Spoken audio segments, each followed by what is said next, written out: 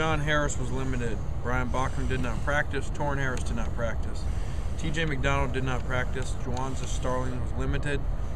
Tyron Smith did not practice. And Matthew Barkley was limited. Hopefully we'll have all of them back for the game. Obviously, the most talked about one, I'm sure, is Matt. It's good to have him back out here today. Did some things, threw the ball well, so we'll continue to push him throughout the week. Get him ready for Saturday, hopefully.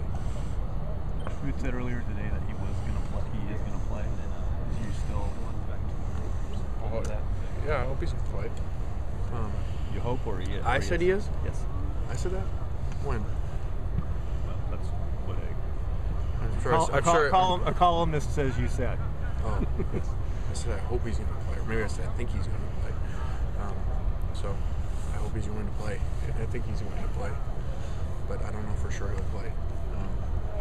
What's going to be the barometer for that, for whether he will or not? Just how he can move around. You know, how much, obviously we're not going to play him if he can't move at all. He's throwing the ball fine. He's moving around some. And so, it'll just be as we get late in the week, maybe a game time decision. What's good for Mitch is he's still getting a lot of reps, obviously, because Matt's not taking them all. And so Mitch actually had a really good day today, too. So it'll be his second week of real preparation.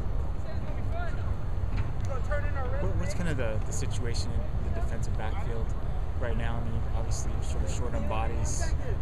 Juwanza seemed like he was back today. Do you feel like you got enough guys to put together a competent unit for that game? I mean, it's just what it is. If you lose that many like we have, and now our most consistent guy, TJ being out as of now, and already the injuries that we've suffered there, there are just not very many people to go to. So it is what it is, and we need the guys, whoever's in there, to play well. How did Tony Burnett play when you reviewed the film? Yeah, Tony played, for a guy who really has not played very much football in a long time, and just really played on special teams for us for the most part this year. He did well, did some good things. Obviously the big negative was the long run on the last drive. He's there 3 yards from the line of scrimmage, and he misses the tackle, but also there was a lot of space there as well. So, all in all, that's pretty good for a track kid coming in and playing in the USC Notre Dame game pretty well. Where did things stand at running back, specifically in regards to Dylan and Allen, their role this week? Yeah, I don't know.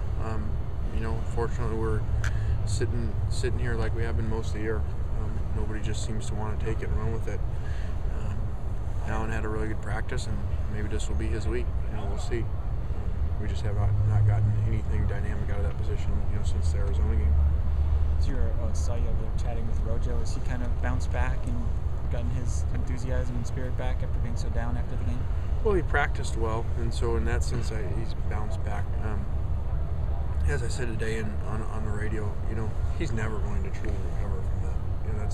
That's who he is and how personal it is, and that's always going to be a scar and a weight on his shoulders, for his whole life. As time goes, it'll get less and less, but it'll always be there, and especially being so close to it still. I mean, I see similar routes today where you can just see that he's remembering that the exact same thing, and you see everybody, really. You can see people in the back when we throw a route like it, still remember it. So it is what it is, and he dropped the ball like all great receivers do at some point, and quarterbacks throw interceptions and DBs get beat. So he'll respond really well this week. Given what you said early in the season about Dylan Baxter, just the talent level, has it been a little bit, is it fair to say it's been a disappointing freshman year for him? Yeah, very fair to say. A lot of distractions, a lot of poor decisions. Wouldn't have guessed we'd be here going into our last game and he'd have one touchdown. Now, obviously there's been some things where we haven't given him a lot of opportunities for obvious reasons. But yeah, that would be a disappointment for a guy who was a national high school player last year. You still see potential for him where he could be a breakout guy for you of the year? Yeah, the potential's still there. He's still a dynamic catcher, runner, make people miss. He just got to get focused. And at times he shows some signs, and then at times he regresses. Got both quarterbacks over here, guys. What's going on at the end of practice today? Some kind of contest? Or? No, we just, usually we do 2-minute on Thursday, and obviously we need to find a way to emphasize it more, so we're going to do it every day this week.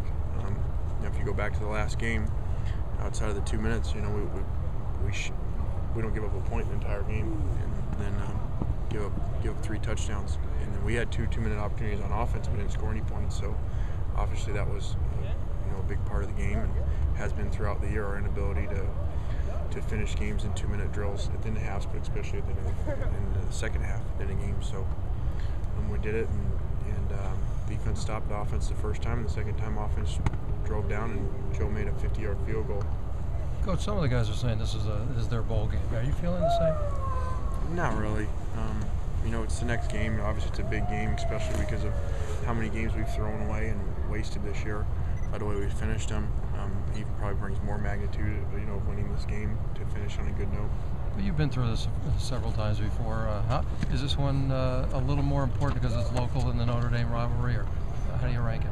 Well, they're important in different reasons and for different people. This is, as I referred to as the players' game, because these kids are younger and think more about this rivalry because they know players from another team that they played with, they played against, since they were little. So, I think to these players, this game means a little more.